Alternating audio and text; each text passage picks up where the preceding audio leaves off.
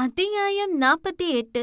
ஐயோ என்று அலறி அடித்து பக்கத்தில் நின்றவனின் இடுப்பில் ஏறி அமர, அதுவோ பாம்பு இல்லை, அரணன்தான். அப்பாடா, பயந்துட்ட. என்று சுற்றி முற்றி பார்த்தவன் அத்தனை பேரும் வாயில் கை வைத்து நிற்பதைக் கண்டு, எதுக்கு இப்ப எல்லாரும் மூஞ்சிலதே அடிச்ச மாதிரி ரியாக்ஷன் கொடுக்குதுங்க? என்று ஸ்லோ மோஷனில் திரும்பி பார்த்தவனுக்கு அப்பொழுதுதான் தெரிந்தது, அவன் இவ்வளவு நேரம் ஆழியின் இடுப்பில்தான் அலட்டிக்கொள்ளாமல் அமர்ந்திருக்கிறான் என்று. ஆழியோ அவனை எரிப்பது போல பார்த்து கொண்டிருந்தான். ஆத்தாடி என்று உடனே கீழே குதித்தவன் கீழே விழுந்தும் மீசையில் மண் ஓட்டவில்லை என்பதைப் போல, அது சும்மா அவங்க எல்லாரையும் பிராங்க் பண்ண, மத்தபடி நான் பயப்படலாம் இல்ல என்று மீசையினை முறுக்கிக் கொள்ள, பக்கத்தில் நின்ற மூதாட்டி அனலை கேவலமாய் ஒரு லுக்கு விட்டு வேலையில் ஈடுபட்டது. அம்மோ, உனக்கு தான் கையில் அடிபட்டு காயம் கூட இன்னும் முழுசா ஆறல, அதுக்குள்ள எதுக்கு இந்த வேலை பாக்குற? வாமோ என்று அக்கறையை சர்க்கரை போல தித்திக்க காட்டிக் கொண்டிருந்தான் ஆழி. இங்கே ஒருத்தனுக்கு கோபத்தில் முகம் கோவை பழம் போல சிவந்தது. அவளுக்கே பிரச்சனை இல்ல, இவனுக்கு எங்க வலிக்குதான்? வந்துட்டான் பெருசா அக்கறை காட்ட. எரிச்சலுடன் முணங்கிக் கொண்டான் அனல். எனக்கு ஒன்னும் இல்ல ஆழி, வேலை பார்த்தாதான் நல்லா இருக்கு, என்னை விட என்று ஆழி சொல்ல சொல்ல கேட்காமல் வேலையில் ஆர்வமாக இருந்தாள் தென்றல். நான் சொன்னா கேட்கவா போற? சரி, நான் போய் எல்லாருக்கும் டீ வாங்கிட்டு வரேன் என்று ஆழி டீ வாங்க கிளம்ப, அனலுக்கு அப்பொழுதுதான் கொஞ்சம் நிம்மதி வந்தது. பீட போயிருச்சு, எனக்குனே வருவான் போல என்று அடிக்கொரு முறை அனல் கண்கள் பெண்ணவளை நாடிக்கொண்டது. வெயில் வரவு அத்தனை பேருக்கும் வேர்த்து ஊத்தியது. ஏசியிலும் நிழலிலும் இருந்தே பழக்கப்பட்டவனுக்கு அந்த வெயிலை தாங்க முடியவில்லை. ஆத்தாடி முடியாதுப்பா, வெயிலு மண்டே பொழக்குது என்று அனல் விலகி செல்ல பார்த்தால், சர்க்கரையோ சனி பகவான் போல முன்னே வந்து பிளாக்மெயில் செய்தான். டே சுகரு, கொஞ்ச நகரு என்று விலகி செல்ல பார்த்தான் அனல். சம்பளம் வேணும்னா வேலை பாரு, வேலை பார்த்தா சம்பளம், இல்லைன்னா நீ கிளம்பலாம் என்று தென்றலை விட மோசமாக பிளாக்மெயில் செய்தான் அவன். என்னடா ஆனா உனா பிளாக்மெயில் பண்றீங்க? டே மாப்பு, உனக்கு வக்கிரண்டா ஒரு நாள் ஆப்பு. என்ன இங்க முணுமுணுப்பு? இல்லாத மீசையை முறுக்கியபடி கேட்டான் சர்க்கரை. பவர் ஸ்டாருக்கு பவுடர் போட்ட மாதிரி அழகா இருக்கீங்கன்னு சொன்ன. மூஞ்சிக்கு முன்னாடி புகழ்ந்தா எனக்கு பிடிக்காது. ஓபி அடிக்காம போய் வேலையை பாரு, போ போ என்று அனலை வேலை வாங்குவதுதான் சர்க்கரையின் முழு நேர வேலையாகவே இருந்தது. கொஞ்சம் கூட அங்குமிங்கும் நகர விடாமல் அனலை வச்சு செய்தான் அவன். தென்றலுக்கே கொஞ்சம் அவனை பார்க்க பாவமாகத்தான் இருந்தது. அவளுக்கு தெரியும், அவன் ஏசியிலேயே பிறந்து வளர்ந்தவன், அவனால் இந்த சுட்டரிக்கும் வெயிலில் வேலை பார்க்க முடியாது என்று. சக்கரை விடு, வேணும்னா கொஞ்சம் ரெஸ்ட் எடுத்துட்டு வரட்டும் என்று தென்றலை மனமிறங்கி சொன்னாள். ஆனால் சர்க்கரை தான் விடவே இல்லை. என்ன மணி நீங்க முதலாளி, நீங்களே வேலை பாக்குறீங்க, வேலைக்காரனுக்கு எதுக்கு ரெஸ்ட் என்று தண்ணீர் கூட குடிக்க விடவில்லை அவன். நடு மத்தியானமானது, மொத்த வயலையும் அறுத்து முடிக்கவே. இதற்கு மேல்தான் வண்டி வந்து கருதடிக்க வேண்டும், நெல்லை சேர்க்க வேண்டும், பின் வைக்கோலை காய போட வேண்டும். அவர்கள் பங்கை அறுத்து முடித்து மற்ற வேலைக்காரர்கள் நிழல் நோக்கி சென்றார்கள். ஆனால் அனல் பங்கு மட்டுமே இன்னும் கிடந்தது. அவனால் அவர்களைப் போல வேகமாக வேலை பார்க்க முடியவில்லை. கையில் வேறு அருவாள் பட்டு சிறு காயம் ஏற்பட்டு விட்டது. அத்துடனே தனியாளாக வேலை பார்த்து கொண்டிருந்தான். பாவி பயலுங்க, எப்படி இருந்த என்ன இப்படி கஷ்டப்படுத்துறானுங்க? அதுவும் அந்த சுகரு, அவன் ஒரு டோமரு, போச்சு, மொத்த கலரும் போச்சு என்று தனியே புலம்பிக் கொண்டவனை திரும்பி பார்த்தாள் தென்றல். அவள் பங்கை அவள் முடித்து விட்டாள். வாங்க மணி, அவன் வேலையை அவன்தான் செய்யணும் என்று சர்க்கரை அழைத்தான். ஆனால் அவளுக்கு மனம் கேட்கவில்லை. அதனால் அவன் சொல்வதை கேட்காமல் திரும்பி சென்றவள் அனலுடன் சேர்ந்து மீதமிருந்த கதிரை அறுத்தாள். நீ எதுக்கு வந்த? அக்கறை ஒன்றும் தேவையில்ல, இது என் வேலை, நானே பாத்துக்கிறேன். அக்கறையெல்லாம் இல்ல, இந்த வேலையை முடிச்சாதான் கதிர் அடிக்க முடியும் பட்டென்று சொன்னாள். அதானே, நீ அக்கறை பட்டுட்டாலும் அண்டார்டிகாவே உருகிடுமே. கடுப்புடன் முணங்கிக் கொண்டான். ஆனாலும் அவள் இத்தனை வேலை செய்வதைக் கண்டு அனலுக்கு ஆச்சரியம்தான். அவன் தொடர்ந்து ஒர்க் அவுட் செய்யக்கூடியவன், அவனாலே இந்த வெயிலில் நின்று வேலை பார்க்க முடியவில்லை. ஆனால் அவள் அசராமல் வேலை பற்றி கவலை கொள்ளாமல் வேர்வை சொட்ட சொட்ட வேலை பார்க்கிறாள். கொஞ்சம் வெயிலில் போனாலே கலர் போய்விடும் என்று 3 கோட்டிங் மேக்கப் போடும் பெண்களைத்தான் அவன் பார்த்திருக்கிறான். ஆனால் கலர் பற்றி கவலை இல்லாமல் கடமையை கண்ணாக வேலை செய்பவளைக் கண்டு மெச்சிக்கொள்ளாமல் இருக்க முடியவில்லை அவனால். எப்பொழுதுதான் அவள் வித்தியாசமாக தெரிகிறாளா, இல்லை நாம் தான் அவளை சரியாக புரிந்து கொள்ளாமல் போய்விட்டோமா என்று அவனுக்கு புரியவில்லை. டீ வாங்கி வந்த ஆழி அனைவருக்கும் மூச்சு கொடுத்து தென்றலை தேட, அவளோ அனலுடன் சேர்ந்து கடைசி கருதை அறுத்து கொண்டிருப்பதைக் கண்டு அப்படி ஒரு கோபம் வந்தது அவனுக்கு. சர்க்கரை அழைத்து அவன் மண்டையில் ஒரு கொட்டு வைத்தான். உன்கிட்ட என்ன சொன்னேன்? அவனை நல்லா வேலை வாங்கு. தென்றல் பக்கத்துல அவளை நெருங்க விடாதன்னு தானே சொன்னேன். இல்லங்க தம்பி, நான் அவனை வச்சு செஞ்சுட்டேன். ஆனா அம்மனிதான் சொல்ல சொல்ல கேட்காம போயிருச்சு என்றவன் பம்மிக் கொண்டே சொன்னான். எதையோ யோசித்த ஆழி சர்க்கரை காதில் எதையோ ஓதினான். அவனும் சரியென்று தலையாட்டி சென்றான். அனலும் தென்றலும் வேலை முடித்து வரும்பொழுது மற்றவர்கள் கிட்டத்தட்ட டீ குடித்து முடித்திருந்தார்கள். அங்கே ஒருவர் மட்டுமே குடிக்கும் அளவே டீ இருந்தது. ஆழி அந்த டீயை தென்றலுக்கு மட்டுமே கொடுக்க பசியுடன் வந்த அனலுக்கு எதுவும் இல்லை. எனக்கு என்றான் பசியுடன். டீ தீந்து போச்சு, நீ தண்ணிய குடி என்றான் ஆழி வேண்டுமென்றே. அனலுக்கு புரிந்தது அவன் வேண்டுமென்றே செய்கிறான் என்று. பசியில் இருந்த போதும் பக்கத்தில் இருந்த தண்ணியை மோந்து குடித்தவனின் முன் டீ டம்ளரை நீட்டினாள் தென்றல். அனல் குழப்பமாய் பார்த்தான். குடி. வேணாம், கொஞ்சம் தானே இருக்கு, நீயே குடி. இது 2 பேருக்கும் போதும். வேணும்னா குடி, இல்லனா கீழே ஊத்திடு என்றவன் கையில் திணித்துவிட்டு சென்றவளைக் கண்டு அவன் இதழில் சிறு புன்னகை கீற்று. ஆழியோ அனலை கடுப்புடன் பார்க்க அனல் இதழ் இன்னும் விரிந்தது. டே சுகரு, எங்கேயோ ஹெவியா கருகுது, ஃபயர் என்ஜினை வர சொல்லு என்றான் ஆழியை கலாய்க்கும் விதமாய். என்ன நக்கலா? ஐயோ ஓனர்ஜி, உங்களை கலாய்க்க முடியுமா? உண்மையாவே கருகுன ஸ்மெல் வருது. எனக்கு பேச நேரம் இல்ல, நான் வேலை பார்க்கணும். வரட்டுமா என்று தென்றல் பின்னே ஓடியவனைக் கண்டு ஆழி பல்லை கடித்தான். டே சக்கர, இவனுக்கு மட்டும் தூக்க முடியாத மாதிரி பெரிய கட்டை கட்டிவிடு. ஆனா தம்பி, அவனை பார்த்தா இதுக்கு முன்னாடி தலையில எதுவும் தூக்குன மாதிரி தெரியல. தலை நிக்காதே தம்பி. அதுக்குத்தான் சொல்றேன், அவன் வேலை பார்க்க முடியலன்னு இங்க இருந்து ஓடணும். சொன்னதை செய். சொல்லிட்டீங்கல்ல தம்பி, இனி நான் பாத்துக்கிறேன் என்று ஆழி சொன்னது போலவே அனலுக்கு மட்டும் மற்றவர்களை விட கூடுதல் அரிகளை வைத்து தூக்கவே முடியாத அளவுக்கு பெரிய கட்டாக கட்டி தூக்கிவிட்டான். அனல் இதுவரை தலையில் எதையும் தூக்கியதில்லை என்பதால் அதை தூக்க முடியாமல் கீழே போட்டுவிட்டான். இதற்காகவே காத்திருந்த ஆழி மற்றவர்கள் முன் வேண்டுமென்றே அனலை கண்டபடி திட்டினான். உடம்ப மட்டும் அர்னால்டு மாதிரி வச்சிருந்தா பத்தாது, சின்ன குழந்தை கூட தூக்கும். உனக்கு என்ன கேடு? சாப்பாடு இல்லைன்னா மட்டும் கேட்டு வாங்க தெரியுதுல்ல, அப்படி வேலையும் செய்யணும் என்று கண்டபடி பேசிவிட அனல் முகமே வாடியது. அவன் வேண்டுமென்றே விடவில்லை. அது அதிகமான சுமையாக இருந்ததால் தலை நிற்கவில்லை. இந்த சத்தம் கேட்டு ஓடிவந்த தென்றல் கீழே விழுந்து கிடந்த கட்டை கவனித்தாள். அது பெரிய கட்டாகத்தான் இருந்தது. அங்கு பல வருடமாக வேலை செய்பவர்களால் கூட அதை தூக்கவே முடியாது. சக்கரை, எதுக்கு இவ்வளவு பெருசா கட்டியிருக்க? இதை யாராலும் தூக்க முடியாது என்று அவள் சர்க்கரையை திட்ட, இப்ப எதுக்கு அம்மா அவனை மிரட்டுற? வேலைக்காரனா இருந்தா எல்லா வேலையும் தானே செய்யணும். இது ஒன்னும் பங்களாவும் ஏசி ரூமும் இல்ல, தின்னுடு தின்னுடு தூங்க. இங்க கஷ்டப்பட்டு உழைச்சாதான் சாப்பாடு வரும்.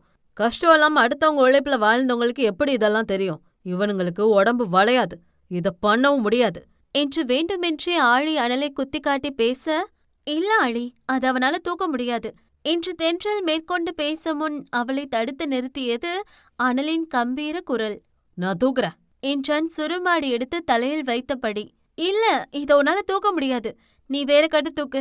சக்கரை, அந்த குட்டி கட்டு தூக்கி விடு என்று தென்றல் திரும்ப, ஐ கேன் டூ திஸ். சக்கரை, இதே தூக்கு என்று அவள் சொல்ல சொல்ல கேட்காமல் அந்த பெரிய கட்டை தூக்கி தலையில் வைத்து கொண்டான். ஆழியோ நக்கலாக சிரித்தான். அவனால் 2 எட்டு கூட எடுத்து வைக்க முடியாது என்று. உண்மைதான், அனலுக்கு கஷ்டமாகத்தான் இருந்தது. ஆனால் இந்த முறை அவன் வலியை விட வைராக்கியம் அவனை தாங்கி பிடிக்கவே அதை கீழே போடாமல் கடினப்பட்டு தூக்கி சென்று சேர்க்க வேண்டிய இடத்தில் அதை போட்டுவிட்டே அனல் திரும்பி நிற்க அதிர்ச்சியானது தென்றல் மட்டுமல்ல, ஆழியும்தான். அத்தியாயம் 49. இதனால் வரை தன் வாழ்வில் இவ்வளவு வேலை பார்த்ததே இல்லை அனல். மணி 4 தொடும் வேலை பார்ப்பவர்களுக்கு சாப்பாடு ரெடியாக இருந்தது. ஆனால் தனக்கு எப்படியும் அந்த ராட்சசி களிதான் போடுவாள் என்று அனல் எண்ணம். அத்தனை பேருக்கும் இலை போட்டு சாப்பாடு, கூட்டு, பொரியல் பரிமாறப்பட்டது. தனக்கு இதெல்லாம் கிடைக்காது என்று அனல் எண்ணி இருக்க அவன் இலையிலும் கூட்டு வைக்கப்பட்டது. அனல் அதிர்ச்சியுடன் நிமிர்ந்து பார்த்தான். தென்றல்தான் பரிமாறினாள். மாத்தி வச்சிட்டீங்களா மேடம்? இதழில் எட்டி பார்த்த குறும்பு புன்னகையுடன் கேட்டவனை முறைத்த பார்ப்பது அவள் முறை. எல்லாருக்கும் சாப்பாடு வைக்கும்போது உனக்கு மட்டும் களி வச்சா மத்தவங்க என்ன வெள்ளி மாதிரி பார்க்க மாட்டாங்க. அதுதானே, மறுபடியும் மேடத்துக்கு என் மேல அக்கறை வந்துருச்சோன்னு பார்த்தேன். பொய்யான வருத்தத்துடன் சொன்னவன் பல நாட்களுக்கு பிறகு அந்த பருக்கையை அள்ளி வாயில் வைக்கும் பொழுது அவன் கண்கள் கலங்கி நின்றது. தூரத்தில் நின்று தென்றலும் அதை கவனிக்கத்தான் செய்தாள். சொகுசாய் வளர்ந்தவன் அவன். சாப்பாட்டில் சிறு தவறு நடந்தாலும் அடுத்த நொடி தட்டை வீசி எறிவான். மற்றவர் மீது உள்ள கோபத்தை எத்தனையோ முறை சாப்பாட்டில் காட்டியிருக்கிறான். பலமுறை வேண்டுமென்றே விவசாயிகளை அசிங்கப்படுத்தி அவர்கள் காய்கறிகளை ரோட்டில் போட்டு நாசம் செய்து இருக்கிறான். அவர்கள் நெல்லை ஆற்றில் கொட்டி இருக்கிறான். உணவை அவன் மதித்ததே இல்லை. ஆனால் ஒரு பருக்கை அரிசி கைக்கு வர எத்தனை கஷ்டம் என்பது இன்றுதான் அவனுக்கு புரிந்தது. இவ்வளவு நாள் சிறிது குறை இருந்தாலும் அந்த உணவில் கையை கூட வைக்காதவன் இன்று அவன் உண்ண உணவில் உப்பே இல்லாத போதும் அதை அமிர்தம் போல உண்டான். டேய், அவன் என்னடா காண கிடைக்காத மாதிரி இந்த வெட்டு வெட்டுறான்? அவனுக்கு வச்ச சாப்பாட்டுல உப்பு போடாதன்னு சொன்னல்ல. ஆழி சிறு முறைப்புடன் சர்க்கரையை திரும்பி பார்க்க, அட தம்பி, ஒரு பொட்டு உப்பு கூட போடல. அது மட்டும் இல்ல, காரத்தையும் அள்ளி போட்டேன். ஆனா எப்படி அவன் திங்கிறான்னு தெரியலையே. சோத்துக்கு செத்தவன் போல தம்பி என்று அவன் மண்டையை சொரிந்து கொள்ள, சொன்ன ஒரு வேலையும் ஒழுங்கா செய்யறதில்ல, போ என்றவன் மண்டையில் இன்னொரு கொட்டு வைத்தான் ஆழி. அத்தனை பேரும் சாப்பிட்டு முடித்து எழுந்துவிட ஒரு பருக்கையை கூட வீணடிக்காமல் உண்டுவிட்டே கடைசியாக எழுந்தான் அனல். தென்றல் தண்ணீர் செம்பை அவனிடம் நீட்டினாள். சாப்பாடு அவ்வளோ நல்லா இருந்ததோ? அவளுக்கும் தெரியும் சாப்பாட்டில் சர்க்கரை உப்பு போடவில்லை என்று. அவர்கள் பேசுவதை அவள் ஒட்டு கேட்டு விட்டாள். அமிர்த மாதிரி இருந்தது, ரொம்ப தேங்க்ஸ் என்றவன் பொய் சொல்லவில்லை. உண்மையாவா? அதுல உப்பில்ல, காரம் அதிகம்.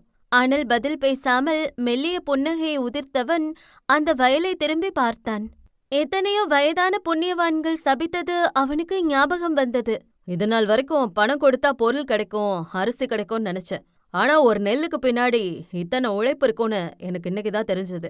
வாழ்க்கையில முதல் முறை உழைச்சு சாப்பிட்றேன். எனக்கு அதுல எந்த குறையும் தெரியல. உண்மையாவே அது எனக்கு அமிர்த மாதிரி தான் இருந்தது என்றான் மனதில் உதிர்த்ததை. தென்றலிடம் மௌனம் மட்டும் ஆட்சி செய்தது. நான் சின்ன சின்ன விஷயத்துக்கு கூட உன்னை மட்டம் தட்டியிருக்கேன். ஆனா இன்னைக்கு ரொம்ப பொறுமையா எனக்கு எல்லாமே சொல்லி கொடுத்த, அதுக்கு தேங்க்ஸ் என்றான் சிறு காந்த புன்னகையுடன். அப்பொழுதும் அவளிடம் அமைதி. ஏன் மௌனமா இருக்க? ஆச்சரியமா இருக்கோ? ஆமா, த கிரேட் அனல் ஆத்ரேயன் யார்கிட்டயும் சாரி தேங்க்ஸ் சொல்ல மாட்டாரே. இப்ப அடிக்கடி சொல்றாரு. இதுவும் உங்க சதி வலையோ? மறுபடியும் மாய வலையில சிக்க வச்சு குளில தள்ள பாக்குறாரோன்னு தோணுது என்று அவள் மனதில் தோன்றியதை மறைக்காமல் சொல்ல அனல் முகம் மாறியது. அதுவும் சில நொடியே. அவள் கண்களை உற்று பார்த்தபடி சொன்னான். ஒருவேளை அது உண்மையா இருக்கலாம். ஆனா இந்த முறை குளில தள்ள முயற்சி பண்ண மாட்டேன். வேறு என்பதை போல பார்த்தாள். பத்திரமா பாத்துப்பேன், ரொம்ப பத்திரமா, பொக்கிஷ மாறி. கண்களில் காதலை தேக்கி சொன்னவனைக் கண்டு அவள் இதழில் ஒரு விரக்தி புன்னகை. நீ என்ன நினைச்ச? எல்லா முறையும் உன்கிட்ட ஏமாந்து போவாங்களா? நீ சொல்றதெல்லாம் நம்புற பழைய தென்றல் செத்து போயிட்டா. ஏதாவது ட்ரை பண்ணா உன்னை கொன்னுட்டு ஜெயிலுக்கு போக கூட தயங்க மாட்டேன் என்று அவளோ எச்சரித்து விட்டு சொல்ல அதற்கும் சிரித்து வைத்தான் அனல். இருவரும் நீண்ட நேரமாய் பேசிக் கொண்டிருப்பதைக் கண்ட ஆழியோ அனலை அலேக்காக தள்ளி தூக்கி சென்றான். என் மேல அம்புட்டு பாசமா பங்கு சொன்ன நானே நடந்து வந்திருப்பேனே. நக்கல் செய்த அனல் முகத்தை பஞ்சராக்கும் வெறி வந்தது ஆழிக்கு. ஆனால் இப்பொழுது எதுவும் செய்ய முடியாத நிலை. அவ என்ன சொன்னா? அதுக்கு நீ என்ன சொன்ன என்று எரிக்கும் பார்வையுடன் அனல் சட்டையை பிடித்தான். யாரு? தெரிந்தும் தெரியாதது போலவே கேட்டான் சேட்டை பிடித்தவன். அதுதான் என் அம்மு. ஓ, ஏன் அம்முவா? கொப்ப மவனே, ஓ அம்மு இல்ல, ஏன் அம்மு என்று ஆழி கோபம் எல்லை கடந்தது. அதுதான் பங்கு, ஏன் அம்மு. செத்தடா நீ என்று சட்டையினை இறுக்கினான் ஆழி. ஏய் கூல் கூல், நாங்க இப்ப என்ன பேசணும்னு தெரியணுமா? நடந்தது நடந்து போச்சு. இனிமேல நம்ம பழையபடி காதலிச்சு கல்யாணம் பண்ணி புள்ள குட்டியா பெத்து போடணுமா? அத நீதான் வளர்க்கணும்னு லைஃப் மேட்டர் பத்தி தான் பேசிட்டு இருந்தோம் என்று அலட்டிக்கொள்ளாமல் அவன் பொய்யை வாரிவிட அவன் மூக்கில் விழுந்தது ஒரு குத்து. அடுத்த அடி ஆழி அடிக்கும் முன் அவன் கையை இறுக்கி பிடித்திருந்தான் அனல். அந்த இலகுத்தன்மை மாறி கண்கள் கோபத்தை தத்தெடுத்தது. பேசிட்டு இருக்கும்போது அடிக்கிறது தப்பு இல்லையா? என்ன புள்ள வளர்த்திருக்காங்க? உனக்குத்தான் யாரும் இல்லையாமே, அதான் இப்படி இருக்க என்று ஆழியின் கையை பிடித்து பின்னால் முறுக்கினான் அனல். ஆழி கண்கள் கோபத்தால் சிவந்தாலும் அவனும் அனலுக்கு சளைத்தவனில்லையே. சரிதான், ஆனா எனக்காவது அம்மா அப்பா யாருன்னு தெரியும். ஆனா துரைக்கு அது கூட இல்லல்ல. பெத்தவங்க யாருன்னே தெரியாத அனாதையாமே நீ. ஆழி சொல்ல சொல்ல அனல் முகம் கோபத்தில் சிவந்தது. உங்க வளர்ப்பு அம்மாவை கொன்னுட்டு ஜெயிலுக்கு போனது மட்டும் இல்லாம இப்ப நீ ஒன்னும் இல்லாத ஆண்டியா? உன்னை பத்தி எல்லாமே கலெக்ட் பண்ணிட்ட. என்ன ஆட்டம் ஆடுன பாத்தியா போ நிலைமைய? இதுக்கு தாண்டா ரொம்ப ஆடக்கூடாது. இப்போ ஒன்னும் இல்லன்னு அவளை தேடி வந்து மறுபடியும் ஏமாத்த பாக்குற. ஆனா இந்த தடவை அது நடக்காது. உன்னை பெத்தவங்களுக்கே உன்னை பிடிக்காம தாண்டா தூக்கி போட்டாங்க. பின்ன மத்தவங்களுக்கு எப்படி பிடிக்கும்? ஆழி வேண்டுமென்றேதான் அனலை சீண்டி விட்டான். இதில் அவன் கோபமாக வேண்டும். மற்றவர்கள் முன் ஆழியை அடிக்க வேண்டும். இதை பார்த்து அவனை வீட்டை விட்டு தென்றலை துரத்த வேண்டும் என்று எண்ணினான். அப்படித்தான் அனலும் கோபம் கொண்டு அடிக்க கையை ஓங்கிவிட்டான். ஆனால் முகம் அருகே கையை கொண்டு சென்ற அனல் தலையை சாய்த்து ஒரு மார்க்கமாக சிரித்தான். Well, smart try. உண்மையாவே எனக்கு கோபம் வந்துருச்சு. நீ பெரிய வித்தக்காரன்தான். ஆனா என்னை விட நீ வில்லன் கிடையாது. உன்னை நான் அடிக்கணும், அதை பார்த்து தென்றலன்னு துரத்தணும். இதானே உன் பிளான்? என்று சரியாக கேட்டவனைக் கண்டு ஆழி முகம் மாறியது. ஒருவேளை நான் பழைய அனலா இருந்திருந்தா உன் முகரைய உடைச்சு டிஞ்சர் போட்டிருப்பேன். நான் ஒத்துக்கிறேன், என்னை பத்தி எல்லாமே தெரிஞ்சுக்கிட்ட. இங்க வந்தது கூட தென்றலை உசார் பண்ணதா பங்கு. ஏய், ஆழி உருமினான். கத்தாத பங்கு. போன முறை மிஸ் பண்ணிட்டேன். ஆனா இந்த முறை என்னை விட்டு அவ போக முடியாத மாதிரி டைட்டா புடிச்சுக்கிற. அப்புறம் என்ன, லவ்ஸ் தான், டும் தான். நீதான் புள்ளைய வளர்க்கணும் பாங்க என்று ஆழி தோளை அனல் தட்டி கொடுக்க ஆழி கோபத்தில் பல்லை கடித்தான். மெல்ல ஆழி அருகே சென்று அவன் காதில் கேட்கும்படி அவனுக்கே உண்டான அந்த வெள்ளத்தனம் கலந்து சொன்னான் அனல். அப்ப சொன்னதுதான் இப்போ சொல்றேன். முடிஞ்சா என்னை தடுத்து பாரு. அவ எனக்கு தான், எனக்கு மட்டும்தான் என்று அவன் கண்ணம் தட்டி கொடுக்க, பாப்போண்டா நீயா நானானு. என் அம்முகிட்ட நீ எப்படி நெருங்குறன்னு பாக்குற. இந்த முறை உன்னை விடவே மாட்டேன்டா என்று சபதம் போட்டு சென்ற ஆழியை இதழில் தவழ்ந்த புன்னகையுடன் பார்த்து கொண்டிருந்த அனல் தூரத்தில் நின்ற தென்றல் பக்கம் பார்வையை திருப்பினான். உண்மையாவே நான் ஒரு தடவை உன்னை மிஸ் பண்ணிட்டேன். ஆனா இந்த முறை கண்டிப்பா மிஸ் பண்ண மாட்டேன் என்றான் அர்த்தமான புன்னகையுடன். அத்தியாயம் 50. அவள் வயது பெண்களெல்லாம் புத்தகப்பை தூக்கி பள்ளிக்கு செல்ல அவர்களை ஏக்கமாய் பார்த்தபடி வேலைக்கு சென்றாள் சசியின் இளைய தங்கை மித்ரா. பக்கத்து ஊரு கந்துவட்டிக்காரன் வீட்டில்தான் அவள் வீட்டு வேலை செய்கிறாள். படிக்க அவ்வளவு ஆசை இருந்தும் அதற்கு வசதி இல்லை அவளுக்கு. அந்த கேட்டை சோகத்துடன் பார்த்தவள் உள்ளே செல்லும் பொழுது அங்கே பால்கனியில் இருந்த இருக்கையில் சட்டையில்லா பனியனுடன் அமர்ந்திருந்தான் அந்த கந்துவட்டி கணேசன். பாக்குறதுக்கு பயில்வான் மாதிரி நல்ல உருண்டையாதான் இருப்பான். ஊருக்குள்ள பணம் கொடுக்கறதுனால ஒரு மரியாதை, ஒரு பயம் எல்லாருக்குமே உண்டு அவன் மேல. என்ன பண்றது, கை நீட்டி காசு வாங்கினா பயந்துதான் ஆகணும். இல்லைனா ஊர் முன்னாடி நிக்க வச்சு வாய்க்கு வந்தபடி திட்டுவான். புருஷன் முன்னாடியே பொண்டாட்டி கைய கூட பிடிப்பான். அவ்வளவு கேவலமானவன். அப்படிப்பட்டவன் கிட்ட எதுக்கு வேலை பார்க்கணும்னு கேட்டா எல்லாத்துக்கும் ஒரே காரணம் வறுமை மட்டும்தான். அந்த வறுமைதான் இன்னைக்கு பல பேரை பல கேவலமான நாய்ங்க கிட்ட சிக்க வைக்குது. மகாராணி இன்னும் கொஞ்சம் லேட்டா வந்திருக்க வேண்டியதானே? எகத்தாளமாய் பேசியது மட்டுமில்லாமல் பக்கத்திலிருந்து தண்ணீரை எடுத்து அந்த குழந்தையின் முகத்தில் ஊற்றினான். பாவம் மித்ரா எதுவும் பேசாமல் தலை குனிந்தபடி நின்றாள். போய் பாத்ரூம் கழுவிட்டு மத்த வேலையை பாரு. ஆர்டர் போட்டவனின் பார்வை குழந்தை என்றும் பாராமல் தவறான இடங்களில் பார்த்தது. எச்ச பொறுக்கி நாய் போலும். இவனுங்களை விட மோசமா படிச்ச சில பரதேசிங்களே பச்சை பிள்ளைங்கள அபியூஸ் பண்ணுதுங்க. பேத்தி வயசுல இருக்க புள்ளைய புறம்போக்கு கிளடுங்க நாசம் பண்றானுங்க. சாரி கைஸ், கோபம் பொங்குது எனக்கு. பாவம் அந்த குழந்தைக்கு என்ன தெரிந்துவிட போகிறது? அவன் சொன்னது போலவே பாத்ரூம் திறந்தவளுக்கு அப்படி ஒரு நாத்தம். அந்த பரதேசி பாத்ரூம் போய்விட்டு வேண்டுமென்றே கழுவாமல் வைத்திருக்கிறான். என்னடா இப்படியெல்லாம் எழுதுறாங்கன்னு நினைக்காதீங்க. நிஜமாவே இந்த மாதிரியெல்லாம் நடக்குது. அவளுக்கு குமட்டி கொண்டு வந்தது. ஆனாலும் மூக்கை பொத்திக் கொண்டு பாத்ரூமை கழுவி முடித்தவள் கழுவாமல் கிடந்த பாத்திரங்களை கழுவி வைத்துவிட்டு ரூமையெல்லாம் மாப் போடும் பொழுது கீழே ஒரு இடத்தில் 500 ரூபாய் நோட்டு கிடந்தது. அவ்வளவு வறுமையில் வாடிய போதும் அவள் திருட நினைக்கவில்லை. அதை எடுத்து கொடுக்க நினைத்து கையில் எடுக்கும் சமயம் அவள் காதை பிடித்து திருகினான் அந்த பொறுக்கி கந்துவட்டிக்காரன். ஏண்டி திருடி, எம்புட்டு தைரியம் இருந்தா பணத்தை திருடுவ என்று காதை பிடித்து சிவக்கும்படி திருகியவன் பக்கத்திலிருந்த குச்சியை எடுத்து குழந்தை என்றும் பாராமல் அடித்தான். இரக்கமில்லாதவன். மெதுவாக கூட அடிக்கவில்லை, வலிக்கும்படி வேகமாக அடித்தான். எருமை மாடு போல இருக்கும் அவன் அடித்து அந்த சிறு பெண் தாங்க முடியுமா? அதனால் வலி பொறுக்காமல் மித்ரா கத்தினாள். ஏய் கத்தாத, வாய மூடு, வாய மூடுடி என்று இன்னும் வேகமாக அடிக்கவே அவள் பயத்தில் கைகளைக் கொண்டு வாயை மூடி விம்மினாள். அவனுக்கும் அவள் வயதில் பெண் குழந்தை உண்டு.